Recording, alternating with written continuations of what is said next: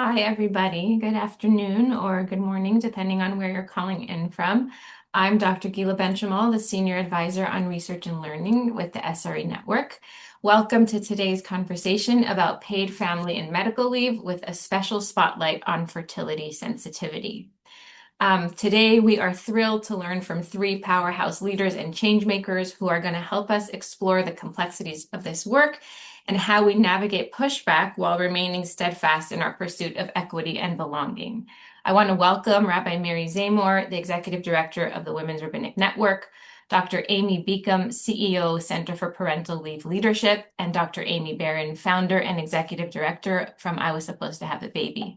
You can read their bios at the link in the chat, and my friends and colleagues, we are very honored to have you here with us today. Before we get started, I also want to note that this conversation is taking place during the 16 days of activism against gender-based violence, which begins on November 25th and ends on December 10th. And the SRE Network has been very busy during these few days, as well as our partners have been as well. We are going to be recording the session, and it will be shared with participants in our wider SRE network. And if you have any questions, please submit them in the chat. We will have time dedicated at the end of the program to answering those questions. And if you want to ask anything anonymously, please send them to Julian, my SRE colleague. We're going to share in the chat before we begin the 6 norms that SRE uses to have courageous conversations. And these are how we show up in our community. But we do have a lot of wisdom to share, and so we're going to get started right away.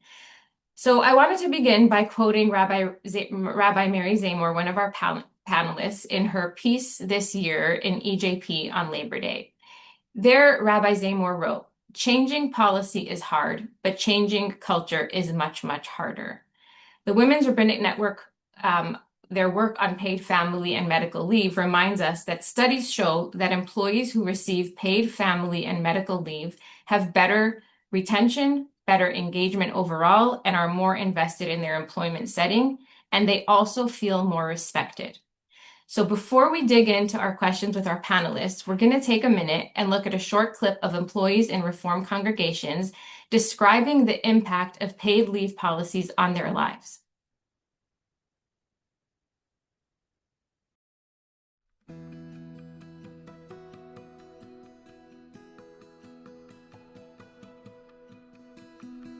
Over our 4-year fertility journey, I was often having procedures and needed time to recover, often longer than we expected. I presented the board with the Women's Rabbinic Network family and medical leave recommendations, and they implemented them without any question or negotiation. When our son arrived via surrogacy this past March, I was able to take 12 weeks of family leave and receive the support of my colleagues and congregants to spend this precious time with our new son. When my first son, Caleb, was born, he was born premature. During these most trying days, I never had to worry about being with him because my synagogue gave me paid family leave. Those were just the most joyous days being with a growing family, and I am so grateful to my synagogue as well as the WRN for promoting paid family leave for all Jewish institutions.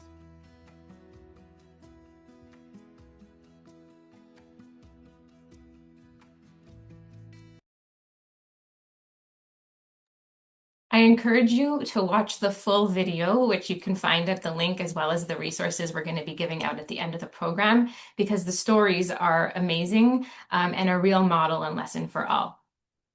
So welcome officially to our panelists who are here with us. Thank you so much for taking the time today. Dr. Rabbi Zamore, we're going to begin with you. And you have been a longtime friend and partner of SRE and one of my dear, dear teachers. You and the Women's Rabbinic Network have done so much work promoting gender equity over the years, including a focus on Me Too, biases, misogyny, pay equity, and now paid family and medical leave. Could you tell us a bit how you see your most recent work on paid family and medical leave as tied to the previous work? And in addition to those links, can you talk a bit about how that work is linked to the work of safety, respect, and equity writ large in the Jewish community? Well, thank you, Dr. Benchimol, for having us, and to SRE for having all of us and putting a spotlight on this important topic. I'm glad you asked this. We've been working on this area for decades, but this latest chapter in our partnership with Dr. Beacom and her group has been 5 years. At the beginning of that time, a colleague came to me, and I think we bumped into each other at a conference or something, and he said to me, I don't get it. You've been doing the safety work with accountability and repair. You've been doing the pay equity and now paid family medical leave. It just seems like you're all over the place. And I didn't hear that in your question, but I do know that when people look at these three topics and WRN's focus of the buckets of outward facing advocacy, um, there may be a question of where the threads that bring this together in a logical way.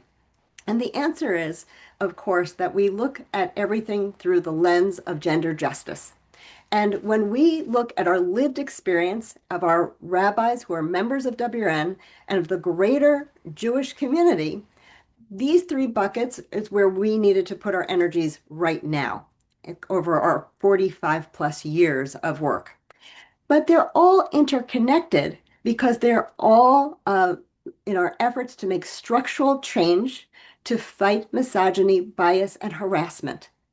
And of course, when you look at the easiest one, perhaps to see the connection for is paid family medical leave and the wage gap, the gender-based wage gap. A lot of the data from the secular world shows us that the implicit bias that people have against female identified employees that really fans the fires of that wage gap and causes it to widen and not to get where it needs to be. That we see that a lot of that bias has to do with caregiving and child rearing. And paid family medical leave is about the deepest acknowledgement of people's full humanity, that people of all genders have obligations in their personal lives and want to have those obligations and should, both for serious challenges and for very happy times. And the way it intersects with the employment professional world is for the employers, our congregations, our Jewish institutions, to see the fullness of that humanity and to support people where they are. And this all intersects and really dovetails with safety, respect, and equity. It is, of course, about equity and making sure that the burden of caregiving and growing families is across all genders and that we all have the joy and the challenges and the beauty of that. And that we see people in the fullness of their humanity, which is also respectful behavior.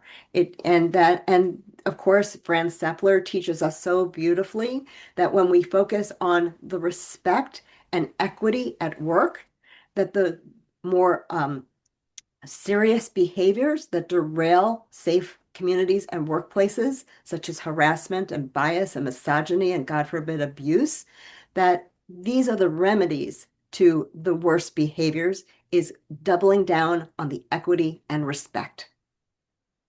I love what you shared, Rabbi Zamore, and I would never accuse you of being all over the place. If anything, I'm grateful for all of the places that you have been. And what you're reminding me of is that even in 2020, SRE Network shifted from just talking about the individual terms, safety, respect, and equity, to the umbrella of gender justice. And so I love how you're situating all of the work that Women's Rabbinic Network and you have done there in that larger framework. So thank you so much. Dr. Beacom, you are new to this particular network conversation, but hardly new to the work or to the Women's Rabbinic Network. And so thank you for being with us.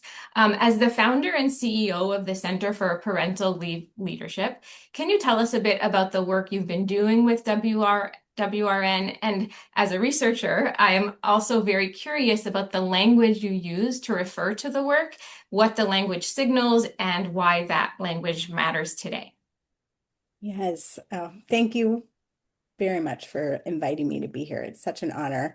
I have been, I'm trying, Rabbi Zamore said we've been working together for about 5 years, and we were thinking about when that started. I was reflecting last night. She reached out and was very passionate about this. This needs to change here. And what are you seeing in the secular world, and how can we bring that in to our congregations? And what we both quickly agreed on was that we could talk about the need for this change till we were blue in the face, but what really needed to happen was that we needed the creation of some tools and some resources and some examples and some language and really a way to meet people where they were, which was, how do I do this? What I want to, of course we want to, but how can we?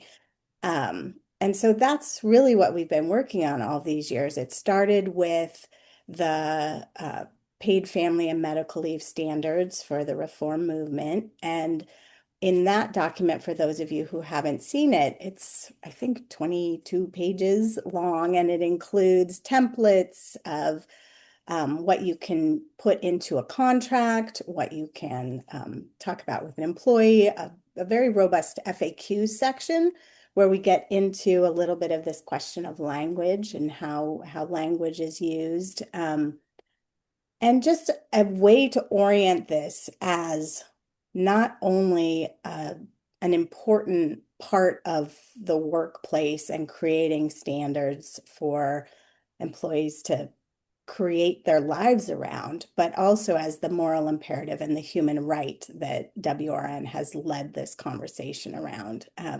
So that was a real opening for me to be able to talk about that work, this work that I've done for 20 years as this moral imperative and a human right, not just this way that I've usually had to talk about it within the secular world. So I think the second part of your question was about language. Is that Yeah. right?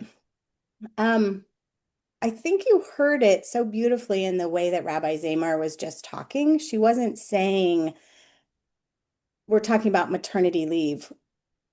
She was saying we're talking about family and medical leave. I think we have a default as people in this country to hear the words even family and medical leave and think this is about birthing moms having babies. And what we are doing is we're trying to expose that that's not what we're talking about. We're talking about a life cycle of multi-generational employees going through life events, and how do we create structures and policies and procedures to make sure that our organizations walk the talk that we want to be walking, right? So just in the very beginning of that, that's family and medical leave broadly. I hope, happy to Yeah, say no, more on that. Yeah. that is great. And it reminds me of what Rachel Gildener, SRE's executive director, talks about in that, for a time when this work was getting started years ago, we were talking a lot about compliance because that was just absent and people didn't even know the laws that they needed to abide by or how to turn them into reality. But now we are in a time where we're talking about culture. And that's really what I hear you saying here, and how language is a signal and it can help shift culture, or at least begin to shift culture. So thank you for that. So while the idea of paid family and medical leave feels so right, and we know that it is right, we do often hear pushback. And these days, it is especially loud in our culture and in our world. Some of the reasons people give is that there's no time to create or implement the policies, or that there are other more important things to focus on right now, and there's no funding for this kind of work. So, Dr. Barron, could you talk to us a bit about what you would respond to this kind of pushback? So, first of all, I also just want to echo both Rabbi Zamore and Dr. Beacom's words. This work is so deeply important because it's about humans. What we're talking about is that this is about humans.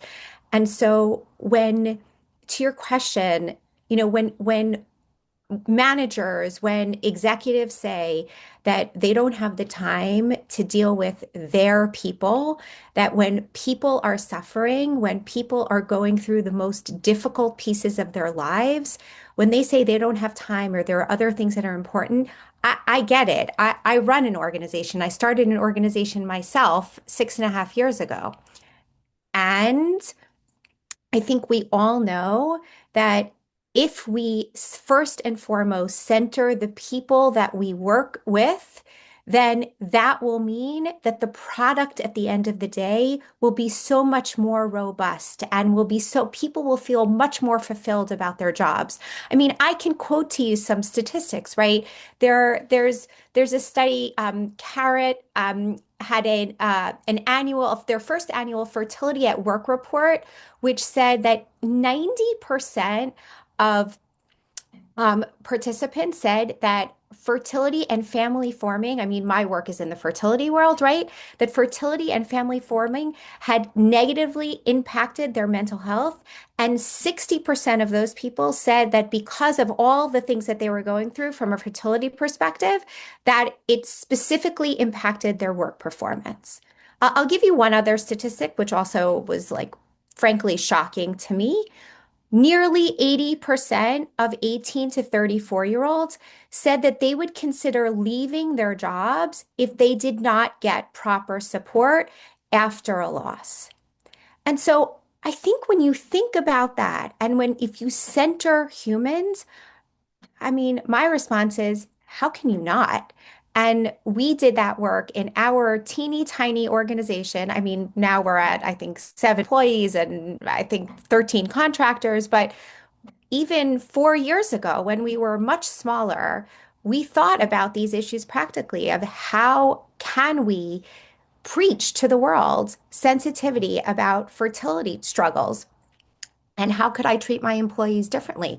Of course, we had to give them time off. Of course, I had to make room in the budget. And so I challenge all of you and say, if you care about your people, please take this into account.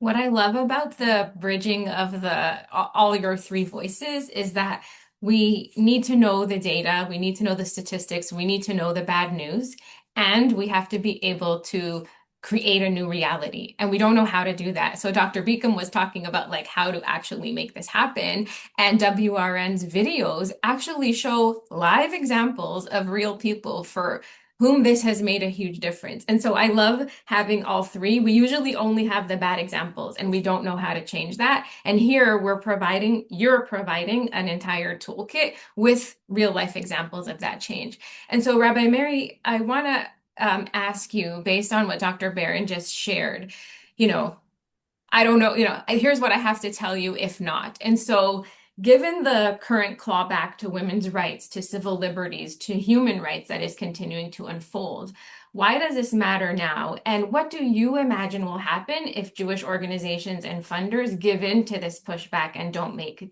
this work a priority? It's a very good question. We all know that the Jewish community and America are facing unprecedented challenges. And the Jewish community and funders, rightfully so, are stepping up to try to address these challenges the best we can. And that is needed. But on the other hand, funders have stepped up in the last few years in the wake of the Me Too movement, the Black Lives Matter movement, and funded, thankfully, structural change movements that were very, very important and continue to be very, very important. So first of all, just on the practical level, we never want that investment to be for naught. Again, on the practical level, in order to meet the challenges of today, we need Jewish leaders and Jewish communities and participants and lay leaders and volunteers who are treated with safety and respect and equity, and to be their best when they are working on behalf of the Jewish community. We want strong Jewish communities. And what we're talking about is having that foundation. So if we don't continue to work on this, we will not have that foundation. We will not have the leaders we need for today and tomorrow. And these are very easy, very accessible tools to be able to create and to continue to build on that important foundation.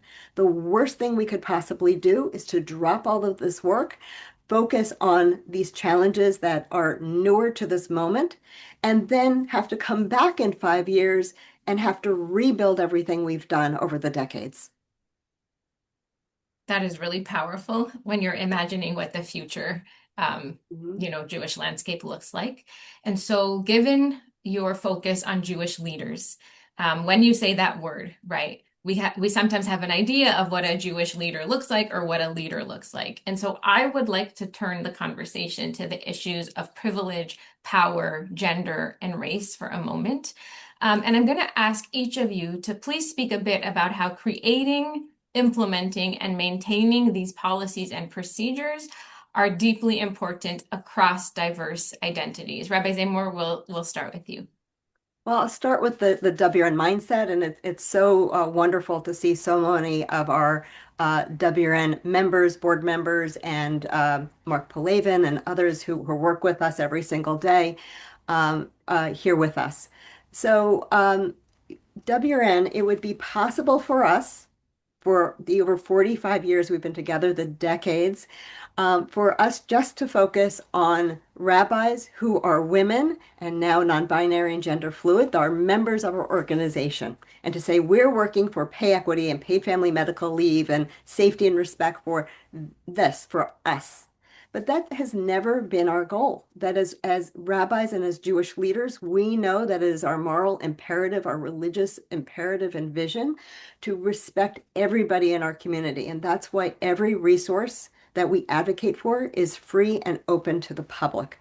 And the voice that we speak with as rabbis is to try to ensure that that structural change happens for everyone in both those who work for the Jewish community of all religions, the people who participate in our communities, for everyone.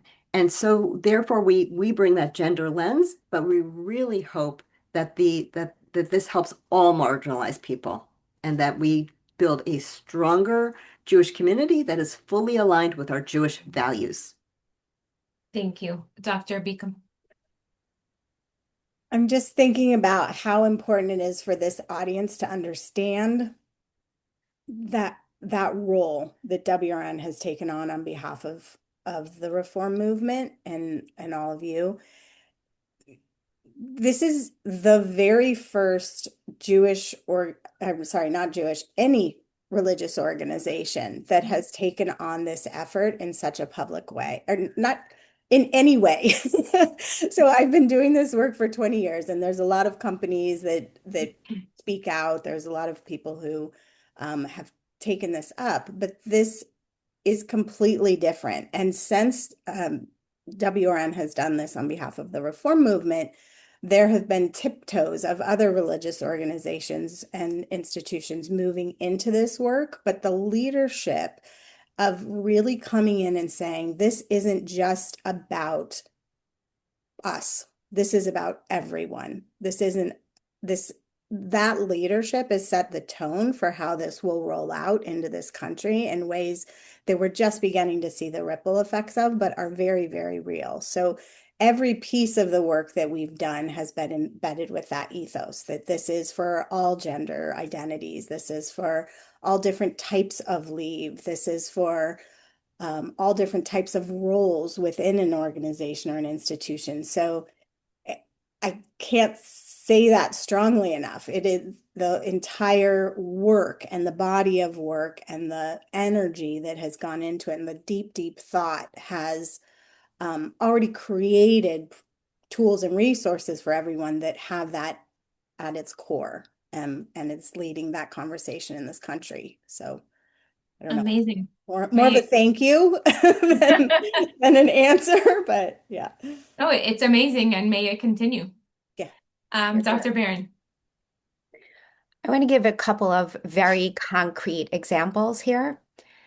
In the survey that I quoted to you earlier, most of the respondents, overwhelmingly, 97% of the respondents were female. And they reported that they were hesitant to approach their male managers, fearing stigma and concerns over potential impact on promotion and career progression. Example number one. Example number two. What about a cisgender man who might face a different set of expectations than that woman or a non-binary colleague? Example number three, getting away from gender. What if we talk about finances? Someone without financial resources might feel the pressure to come back to work earlier because they need the funding.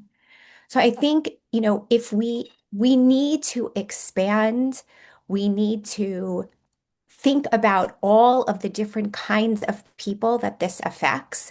And when you create clear, equitable, inclusive policies, making sure that no one is left behind, no one is judged, no one is punished for what they're taking or not taking for circumstances that are completely beyond their control.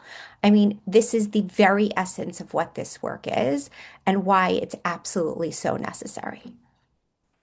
Thank you. Those specific examples are very helpful.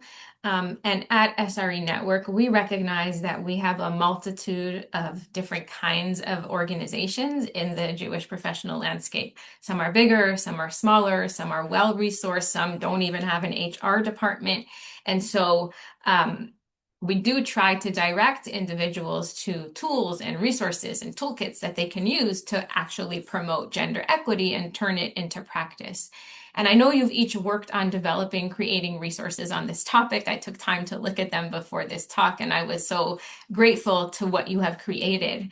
Rabbi Zamore, can you tell us a bit about the resources that you've created at WRN and how individuals and all different kinds of organizations can access and use them effectively, please?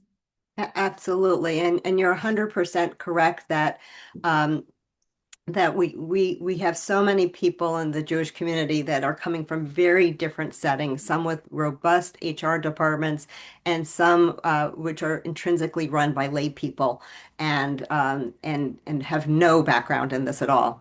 So Dr. Barron referred to that fear of retaliation, employment retaliation, if someone discloses that they're going through a life cycle event, whether it's happy or it's challenging. And so we wanted to create resources that would create a third voice in the room so that it wouldn't become a matter that Mary Zamore was asking her employer, her congregation, her Jewish institution, but rather the WN and the fullness of the weight of our voice, we're making these recommendations so that they could be a participant in all these different places so that the employee themselves would not have to take that on. So Dr. Beacom described the family leave policy standards that is written in a voice that is specific to the Jewish community, but actually could be used by anyone. It's not customized only for the reform movement. It is, again, created for everyone, and it has those policy standards of 12 weeks of leave for paid family medical leave, goes through the frequently asked questions. It has model language for contracts and for employee handbooks. So if you don't have that resource, now you do. We saw the clip from the paid leave stories video. That is just the heart of the matter, the human face of the matter. Bring your tissues, as you saw. It is fantastic. Then we have a section of this. This is all on our website. Thank you for Allison for posting these. We've organized this recently for where you're coming from. So we have implementing paid leave. Those are some basic foundational videos discussing what paid family medical leave is and how to fund it, suggestions for that, and other myth-breaking approaches to this topic. And there's a conversation guide, a fabulous conversation guide that meets your institution where they are, helps them, guides them through the process of watching the videos and thinking about this and reading the standards and deciding what they're going to do next. Doesn't mean you have to do everything at one time. It's very approachable. Then we have a section for employees that has videos such as how to approach your manager, supervisor, or the lay people you work with to have the conversation and let them know this is what's going on in my life. This is what I think I need at this moment, and how to continue that conversation, and how to structure your leave and how you're going to bring that to your employer. Then we have the set of videos from the employer side and for employers and colleagues, including a fabulous new video that Dr. Barron just did for us on fertility and pregnancy loss and how that intersects with paid leave. We have research that we've done. We've done 2 rounds of very thorough research, one on the WN community and one on the entire reform movement. And that will be instructive for many people. We even have preaching resources. For instance, if on Labor Day, somebody in your congregation wants to speak on this, we have resources so you can raise this topic. And then we always want to point people to our other work that we do in partnership with the entire Reform movement, but especially the Women of Reform Judaism. And shout out to the folks who are here today. Hi, Rena. And to the Reform Pay Equity Initiative, so that you can tether all this into to narrowing the wage gap. I just want to stop for 1 minute and give you a huge thank you and expression of gratitude for every and resource that you have provided this group today, and to the Jewish world, and as Dr. Beacom said, the wider world, because you are at the forefront of this work. And I also want to note for everyone listening right now, you may belong to one of those organizations that is not as big as another, or does not have an HR department, or you may not even be empowered to implement these changes. But I could tell you, because I have gone through the resources that Rabbi Zamore just mentioned, that there is something there for you. There is something there to take to your leadership. There is something there for you if you're going to be the one asking for leave. There is something there for you to take to your community. It is so rich and it is robust. And so, Rabbi Zamore, a huge thank you to you and to WRN for the work that you have done, because this will change the face of the Jewish community. It is already doing that. So thank you. And to Dr. Beacom and the Center for Parental Leave Leadership, and especially Dr. Pitfaloni, who's been a wonderful partner from her team. And I will say just another shout out to Aline Rose Glickman, Rabbi Glickman, our Assistant Executive Director, who's here as well. Beautiful. Thank you. So Dr. Beacom, one of the things that I was really, I keep thinking about is our conversation on the takeaways in your research for the Jewish community from this survey. I've been thinking about our conversation about that. And so can you share with us what stood out for you from your research as you think about this work in both the Jewish community that you watched it unfold in, as well as in the wider world? Yeah, I think if you think about a headline, it is the deep recognition of this time as important.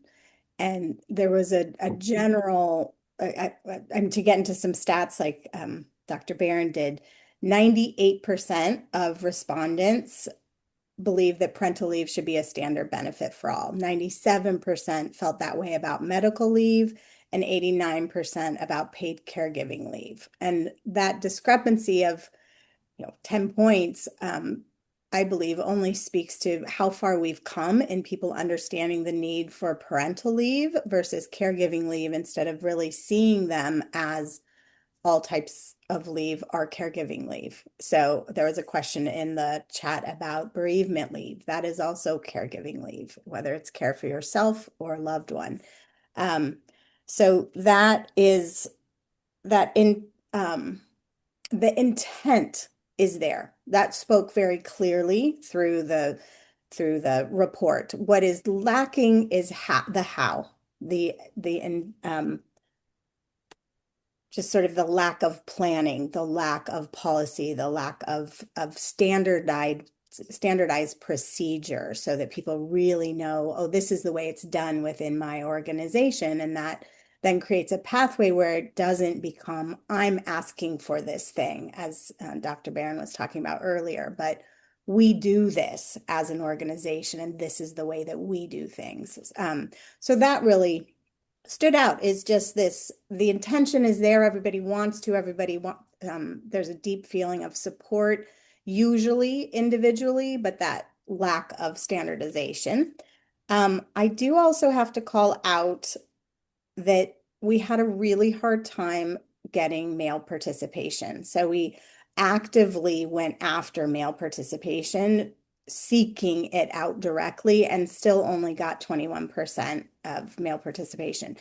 And I think that just speaks to the culture shift we're still all working on, that we default to thinking about this as a women's issue when it is not. It is a an issue for all genders. So um, that those are a few of the things that really stood out. The heartfelt stories that came through, the qualitative feedback. Oh my goodness. We tried after seeing those, that's when we were like, oh, we have to make a video of this.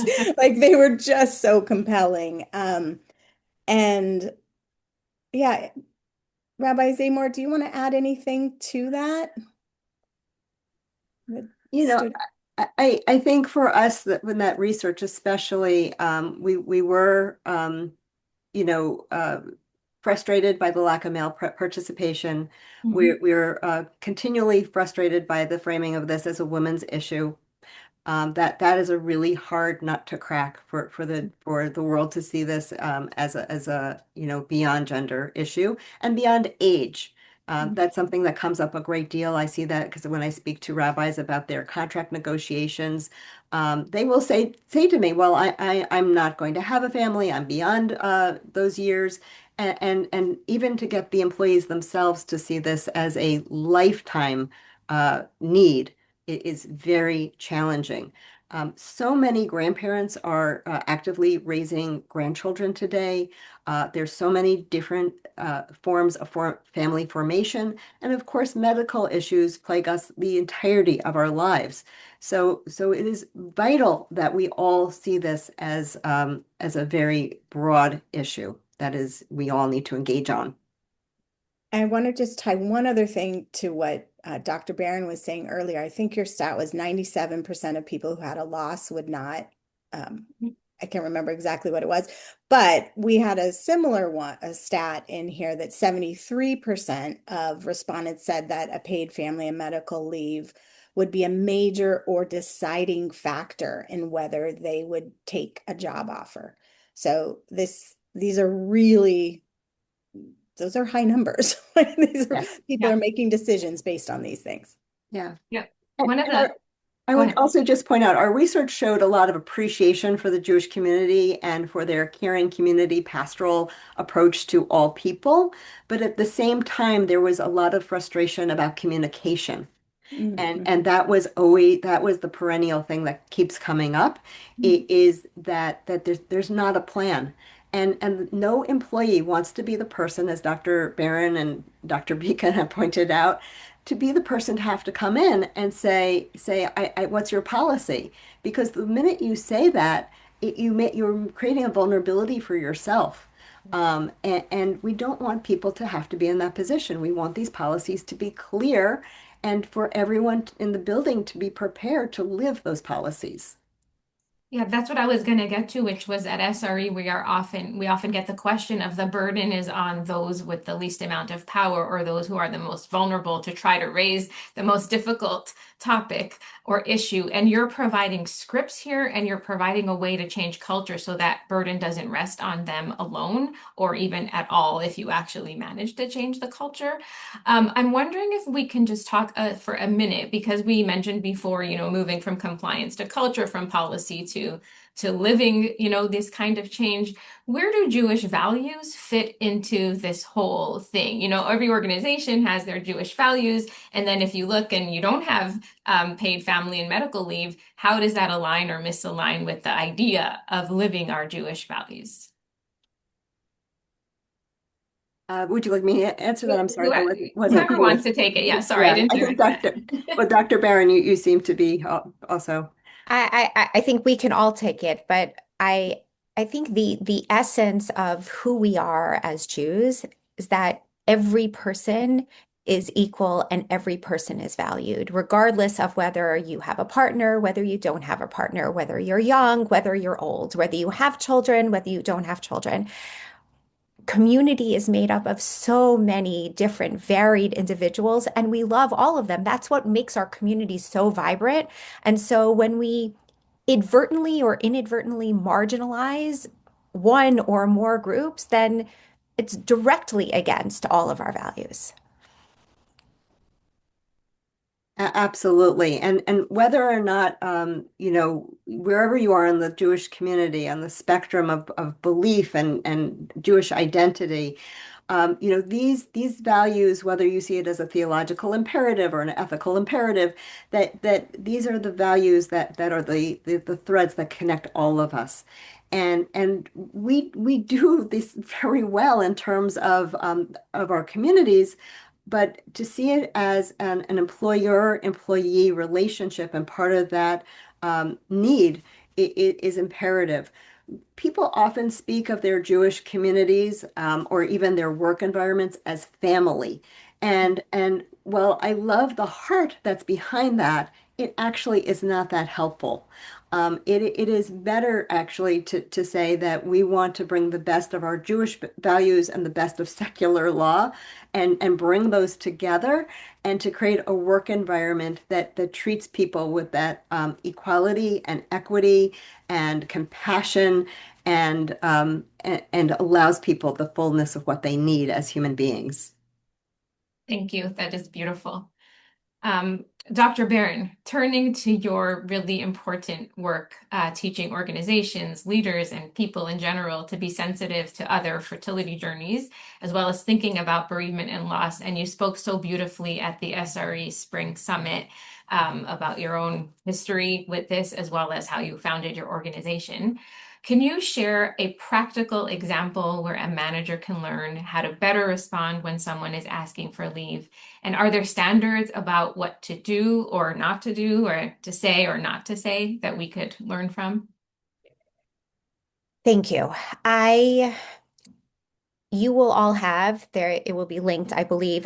Allison, who's amazing, I know she's going to probably put them in the chat, but they will also be sent out afterwards. We have put together as an organization some really practical tools of what to say, what not to say, what to do, what not to do. But I want to actually give you an example that I think will elucidate some of these pieces. And a lot of people talk about fertility treatments, about how onerous they are, right? And how it can take years for people to have a baby, and there's multiple appointments, and people need time off for procedures, and the medications can often have side effects. What people talk less about is they talk less about grief and loss, but specifically about stillbirth. And while I just want to give you one quick statistic, miscarriage, which we define as being a loss happening anytime before the 20-week mark, so about halfway through a pregnancy, that happens in 1 in 4 pregnancies. So if you just think about your communities, if you think about your world in general, 1 in 4 pregnancies, that's not 1 in 4 people, it's 1 in 4 pregnancies. And in the Jewish community where we value family and value children, that means that if a miscarriage hasn't happened to you or one of your loved ones, it's happened to someone that you know very well, and probably someone, I'm not going to even say probably, I'm going to say definitively, it has happened to someone that you work with. But I'm going to actually bring it a little bit further out, and let's talk about stillbirth for 1 second. Stillbirth happens in 1 in 160 pregnancies. What is a stillbirth?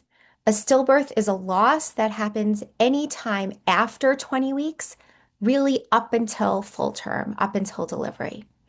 And the people who birth, and I mean literally birth, a baby, an almost full term baby, need to take the same amount of recovery time as someone who has birthed a live birth.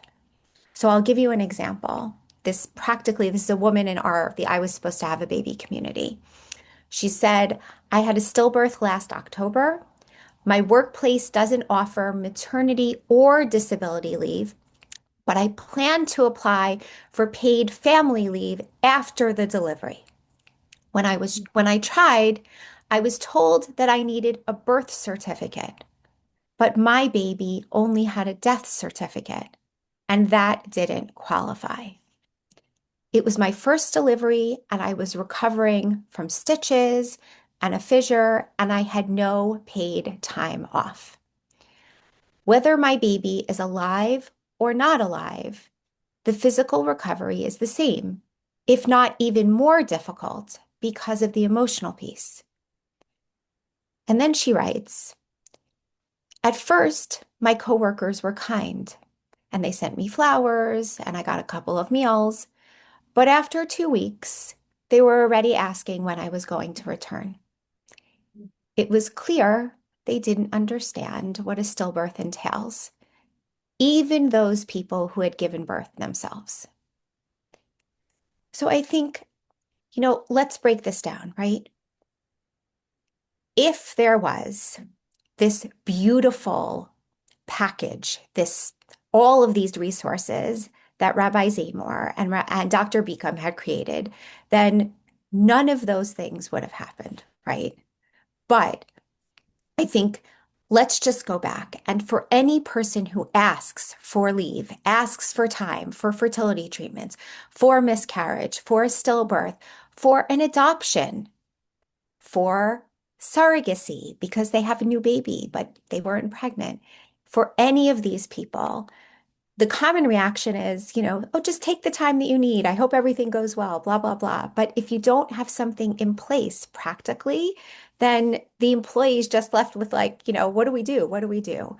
So I think like practically speaking, this is language that we use, and I know that these are in the resources that you're going to get as well, but it's thank you so much for sharing this with me.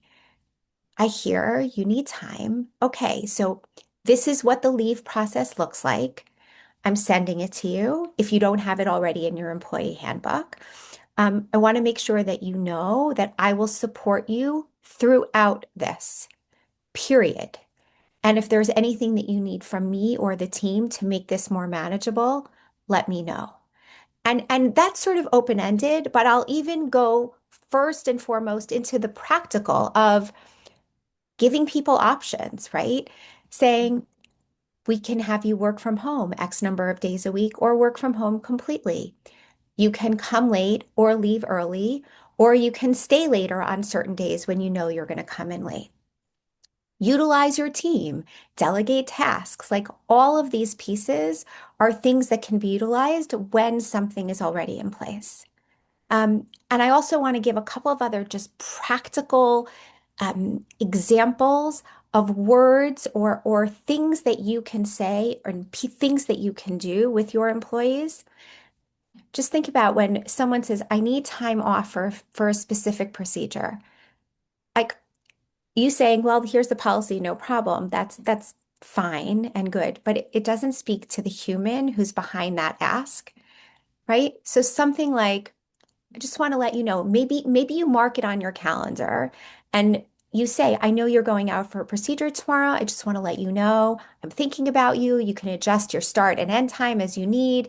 And we're here if you're not able to show up to work tomorrow, don't worry about it. We'll take care of your responsibilities. Like just proactively knowing that a person is going through something, I think is really, really valuable. And then just two quick things about things not to say. The hollow, like, just reach out if you have any issues. Like, let me know how I can help. Or the like, oh, I'm so glad this is what's going on. At least it's not worse. So and so, your colleague, she had X, Y, and Z, and she had to be out for 4 months. Sounds like you're only going to have to be out for a month, so that's better, right? Like things like that. Obviously, comparing is never a good thing to do, but really just seeing the employee, hearing the human behind the ask, the vulnerability that they have coming to you and asking for something that they're dealing with in their own private lives that they never thought they would have to discuss at work, and yet they need to. There's so much vulnerability there. And so to really be able to have the tools and language to be able to hold people backed by these incredibly robust policies and resources, I think would just be an absolute home run for any HR person. Thank you so much for that very sensitive and empathetic response. Before we get to the last question and then turn it over to my colleague Jackie for a Q&A, I just want to note that the three of you have really expanded our imagination of what we are talking about when we're talking about family and medical leave, but you didn't just leave it in the realm of discussion. You are helping us to turn it into a reality. And Dr. Barron, what you just did now was show us that there is also a burden on organizational leaders, which is they want to do the right thing, they want to say the right thing, but they might not know what that is. And so the tools here that you are providing are also for them, right? This conversation is for all of us here, whatever role and hat we are wearing in the space in which we occupy. So thank you for doing that. My final question is for all of you, or each of you, which is how might you empower all of us listening to apply what we have learned from your wisdom in our last few minutes today? I'm going to begin with Dr. Beacom.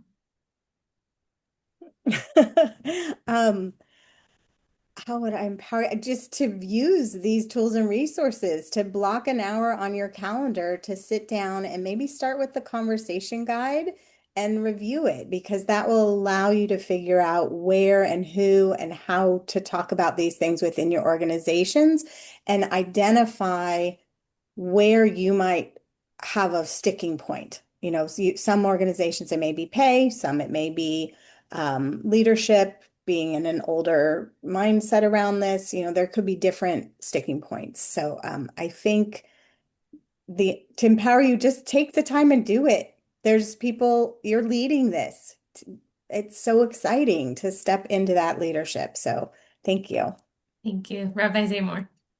So first of all, I want to mention that one of the projects that Dr. Beacom and her team and WN are working on between now and the end of our fiscal year is going to be checklists that will help guide the leave. As Dr. Beacom teaches, that leave has the preparatory part, it has the actual leave, and then it has the reintegration phase. So seeing it as three different parts. And we're going to be creating checklists so that it helps you, whether you're on the employee side or on the employer side, to structure those and to go through that process. That is, of course, with generous SRE Network funding. So thank you. And in terms of, I want to second Dr. Beacom and that to bring these resources to wherever you are a stakeholder in the Jewish community.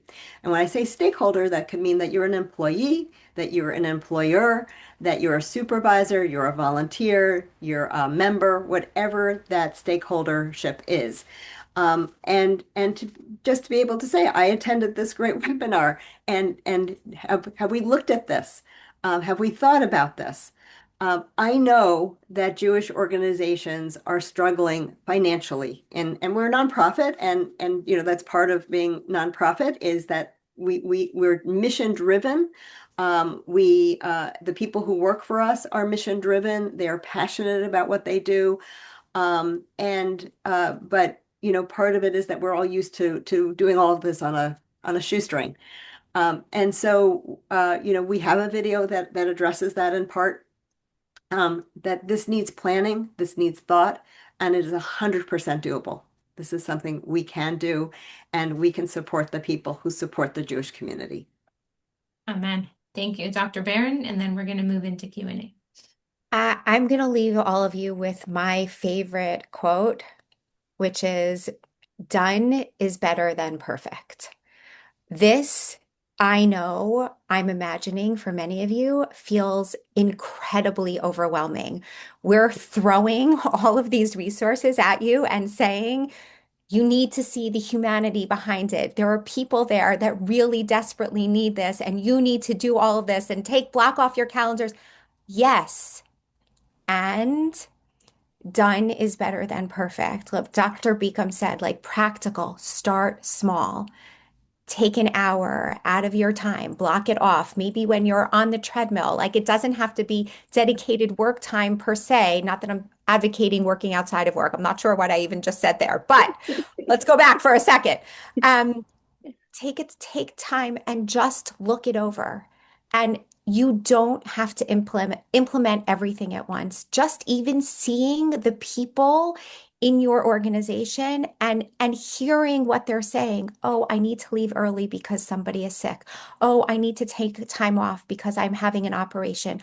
Oh, I'm going to be out of work because of X, Y, and Z. Like just even changing some of the language, even just informally, already is a start. Already is a start. So start there, start practical, start small, and then build.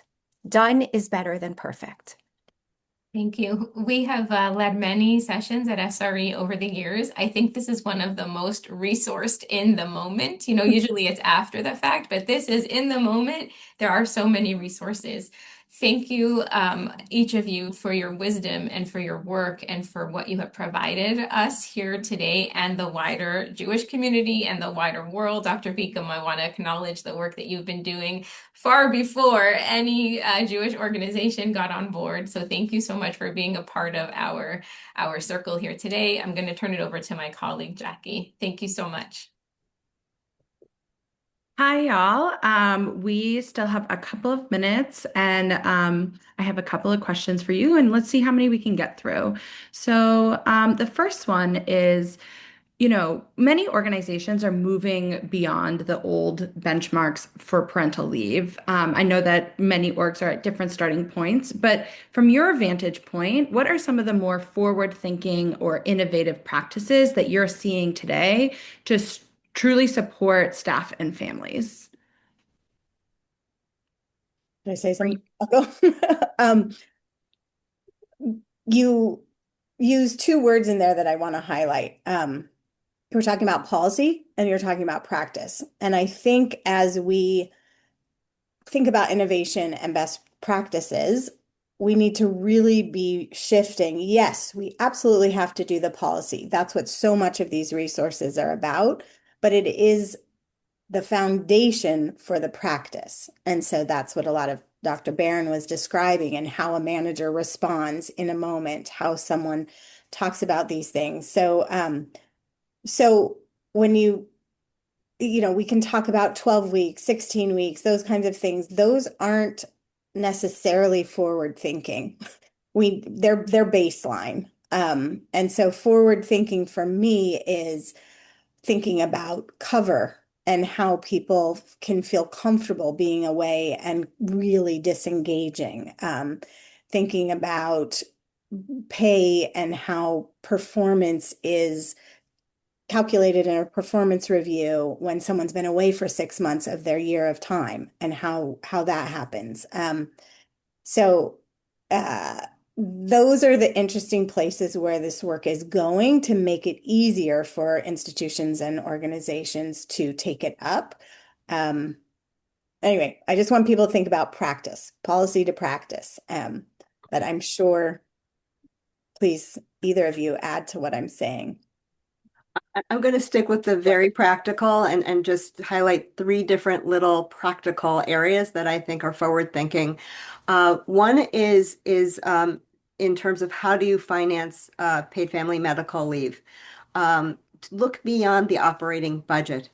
That there should be a reserve fund or a sinking fund, you can call it whatever you'd like, that your operating budget is supporting and feeding on a regular basis. So the money is there when the need is there. And that it doesn't have to be a crisis, a financial crisis of people running around and say, well, how do we fund this if we need to actually pay for supplementary support to cover this person's responsibilities? That's number one. Number two is to give deep thought not only to the person who's taking leave, but the employees who are covering. Often in Jewish organizations, we again have this kind of bear and grit it kind of attitude, and we therefore people have no problem delegating, and people have no problem accepting a load of extra work. And that is not acceptable either. So we need to think very creatively and really go into the weeds of what the person's responsibilities are. And as Dr. Beacom said, I want to just put a fine point on this third thing, which is the boundaries that so many of our of our Jewish professionals, employees, are so dedicated to their work that they have a lot of trouble cutting off, and we have a lot of problem cutting off from them. And we should really be encouraging people to be in their leave, no matter the reason, unless they're in a very flexible, fluid kind of leave, and that they should take that time and really be in that bubble. I have to just add one thing. I know we're at time, but the really important piece I want to tie back from what Dr. Barron said and what Rabbi Zamore is saying is manager training. This is not something that should be on that employee's shoulders to fix, no matter what the type of leave is. Dr. Barron gave some great examples of how a manager can do that. We have 3 manager trainings that are the only evidence-based manager trainings to exist. They were done in collaboration with Purdue and Oregon Health Sciences. It's NIH funded research that's proven to work on how do managers do this, right? What do you say? How do you respond empathetically? What are those family supportive supervisory behaviors that you need to know on top of knowing what different types of leave are and, all of the more standard things. So don't think of the person taking leave, think of the people around them. Thank you all. Thank you. That was perfect because the next question I was going to ask was going to be about, right, what are the thinking about the people who are often still there doing that work and like, what does that look like? So thank you. Dr. Barron, before we close, is there anything you wanted to add? No, honestly, I just echo what Dr. Beacom and Rabbi Zamore said. I thank each of you for being here and to SRE for putting together this program. This is a deeply personal topic, but also this is a human topic, as we keep talking about. And every single person in every single organization around the world needs to put these pieces in place. But start slow. Start slow. You don't have to climb the boulder tomorrow. Boil the ocean. Yes. It's a marathon, not a sprint. Exactly. Thank you all for being here today and just leaning into this conversation with honesty and care. Deepest gratitude to our panelists, Rabbi Mary Zamore, Dr. Aimee Beacom, and Dr. Aimee Barron. And before we close, I also want to lift up that the work of our partners at National Council for Jewish Women, NCJW, has been leading a national advocacy around the Pass Family Act, which would create a national paid family and medical leave program that supports caregivers, parents, and those experiencing fertility challenges. And so as we think of both the cultures we want to create in our work, there's also national advocacy that we can get involved in as well. Thank you again so much for joining and supporting this work. We will drop in a link for our evaluation in the chat, and we will send follow-ups with the many incredible resources that were listed and named, including a recording of today's session. So thank you again for everyone who joined. And happy Monday.